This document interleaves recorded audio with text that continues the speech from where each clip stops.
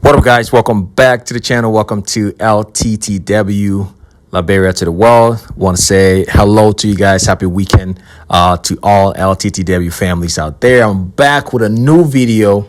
You guys all saw the previous video. It's getting a lot of love from you guys. I see people sharing the videos, people liking it. Let's keep that going. On that note, as always, if this is your first time here, I encourage you to like and subscribe to the channel.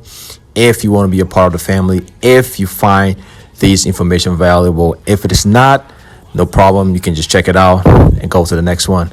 But let's get into today's video. Let's talk about 3 businesses I think personally that you should avoid. Now, when I say avoid, I'm not saying if you're currently doing these businesses, it's not going to succeed, or if you thought about doing it, you wouldn't succeed. These are just the businesses I've seen the least amount of returns from in Liberia.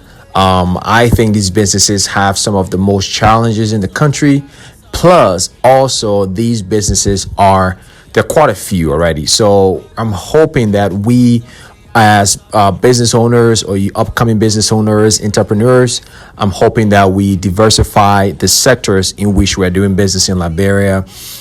Instead of everybody doing the same kind of business, right? So today, let's jump into today's video. In 2022, what are the 3 type of businesses that I personally think that you should avoid?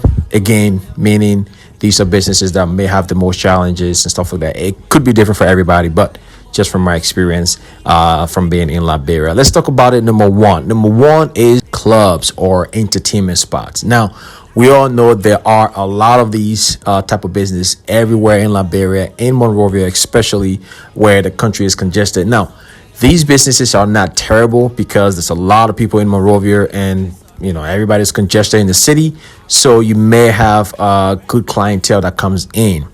Now, however, these type of businesses could go down quickly.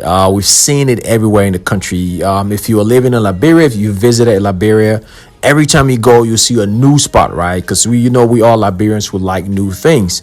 So you see a new entertainment spot has been opened and everybody flocked there. And every time you go, you notice the spot you used to go to before, now nobody is going there.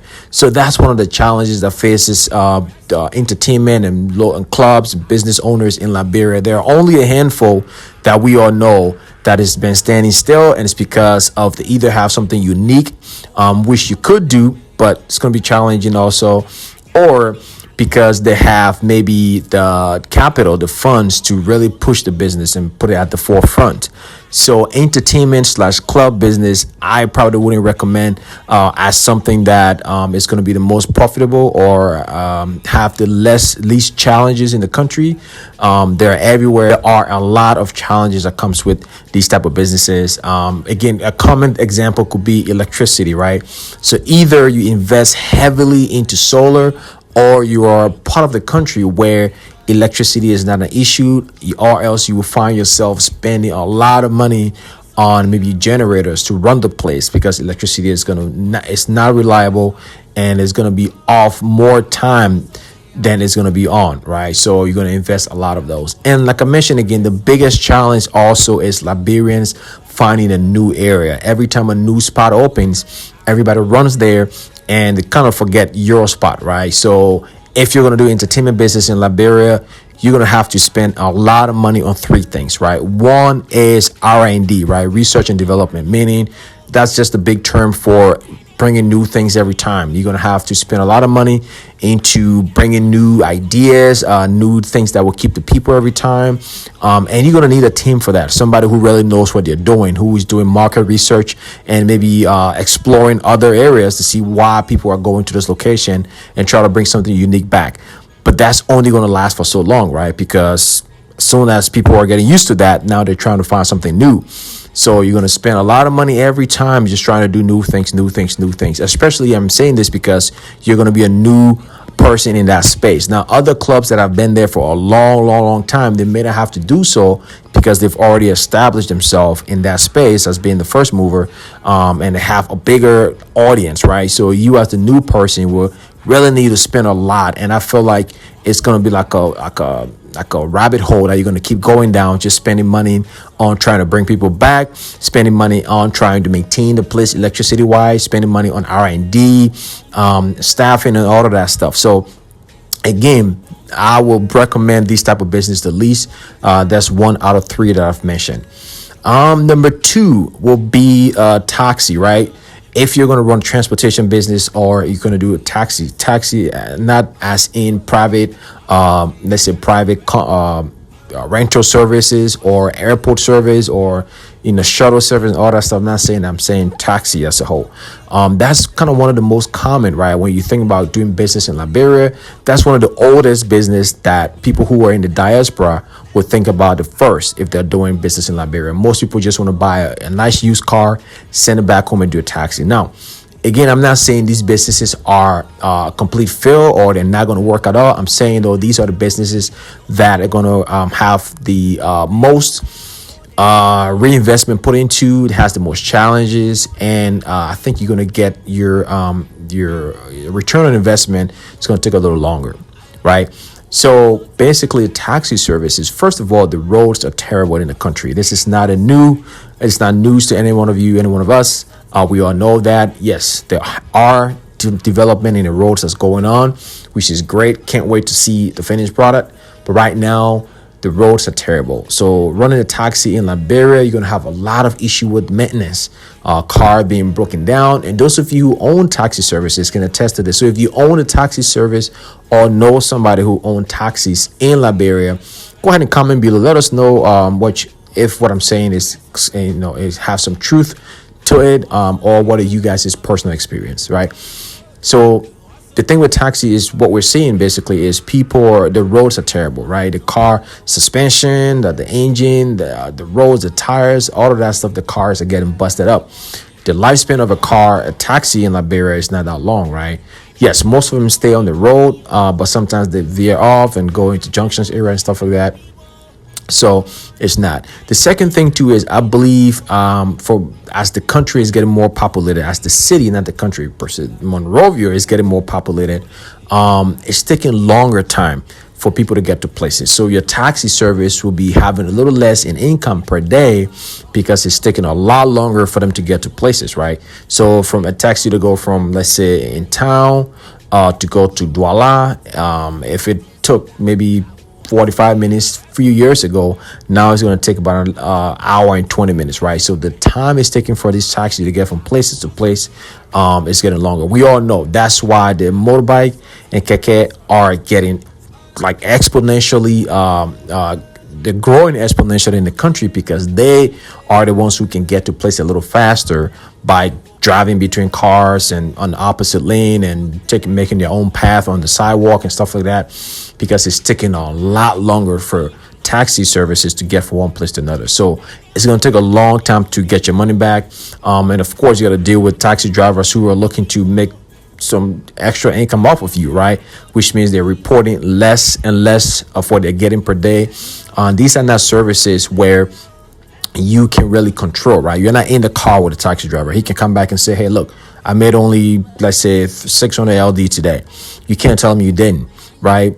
Because he can tell you, well, there's traffic everywhere, or there were a lot of passengers today, or the police were hassling me, so I didn't move, and all of that stuff. So it's a lot of challenges that come with it, right? And there and maintenance too. So like I mentioned, another thing we're seeing with taxi and any kind of service where you give somebody your like vehicle to run is people are maybe stealing and selling it to take it to Guinea and Togo, whatever it is, all those neighboring country, Guinea, Sierra Leone, this neighboring country, and say, oh, they were robbed and stuff like that, and they're having these plans with other people to get that. Now, I'm not saying it happens all the time, but it do happen. So that's something you got to be kind of worried about, knowing that if that happens, there's nothing you can do, right? The country doesn't have any system in place that will track a vehicle or police going to look for it, nothing like that. So if that guy take your vehicle, maybe change the license plate or change the color or whatever it is, you're done. I mean, you can be right in Monrovia, you're not going to find it.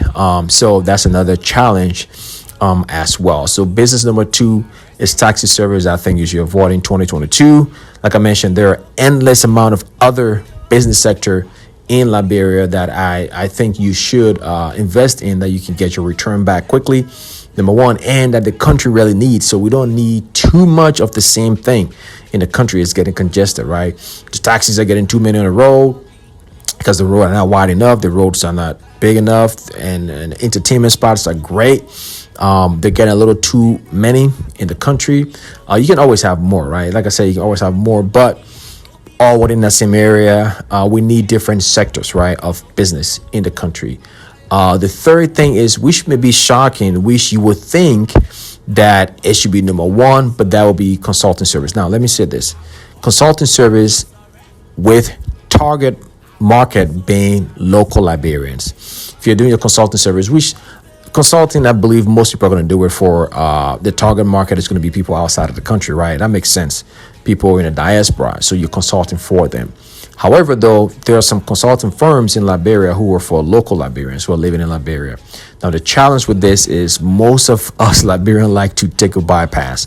We don't like to go through process and procedures. We just want to cut. People want to do our own thing, want to undermine. So it's going to be quite difficult, right? People are going to go straight to the source. They're going to find somebody who can just tell them some information. They're going to do it their own way and screw it up. They're going to cut corners. So that's another one again. Now, this one is not too bad, like I said, because most people who are doing it are targeting expats and, people who are in the diaspora.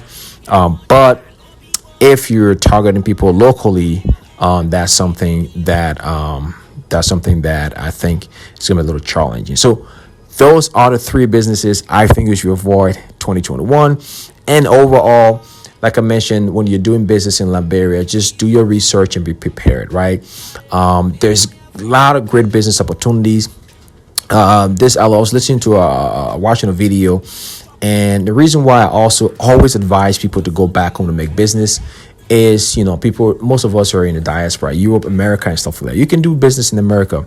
A lot of Americans now, they spend a lot, but the ratio, percentage-wise, of Americans who are smart with their money is a lot more than people in Africa. Let's be honest. So poor people, you don't know how to use money, right? That's where most of us are poor, right?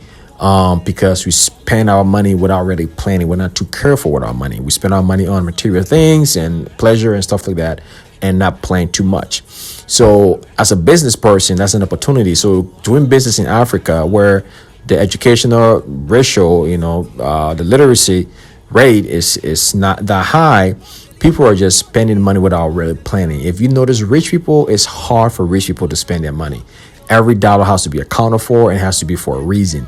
We poor people, we just spend we spend half of our income we make and stuff like that, right? So as for a business, how that translates to business, meaning I'm saying you can make quicker, more money in Africa, even though it's a poorer continent than it is you can make in the US. I'm not saying this is for all business types, right? In the US, people got money. If you open the right business, you'll be a millionaire right away. But I'm saying for a lot of just entrepreneurs, just regular business, person to person kind of business and stuff like that, where you're selling something, you can succeed quite easily in Africa, because most people in Africa are just earning money to spend it, right? People are not investing. They're not planning their budget, and they're not doing none of those things. They get the money, spend the money. So that's good for business though, because then you can earn quicker there, right? So that's why I always recommend people to open business in Africa, because you can get your return back pretty quickly, and also money are coming into the country, and money is being circulated into the country. Now, it's not amongst everybody. There's a lot of people who are struggling. However, your target market could be people who have money to spend and looking for places to spend it, right? So that's a great way to do it also. But again, my message is always all of us to go back, help develop the country. Somebody commented on one of the videos, we all can make Liberia the place we want to go, right? It's because, people we Liberians who like to bash Liberia and would rather go somewhere else. Why? The thing is, why can't we just come together and make Liberia the place we want to go? The other place that we want to go, right? It's going to be challenging. We all know that, but it's going to start small. It's going to start from the mindset of us. It's going to start from people educating the younger ones and trying to convince the older ones. It's going to be our generation who are responsible for this. So I'm urging all of us everywhere in the country, everywhere in the world, to really reconcile and come together, right? and develop Liberia. The blame can be put on anybody easily. It's easy to just blame somebody, but I feel like you should be contributing. Yeah, you can blame one or two people. You can blame government. You can blame the president, whatever it is. But at the same time, I feel like you should be contributing your own way to develop the country. But there it is, guys. That's the video I got for you today. 3 businesses to avoid in 2022. Like I said, doesn't mean don't do it. If you're doing it, you're doomed. But I'm just saying, from my experience being in Liberia and researching all these businesses, those are the business I believe is going to have the most challenges and least return in relationship to the period of time that you're going to expect your return back. But there it is, guys. Subscribe to the channel. I'll see you guys in the next one. Let's get it.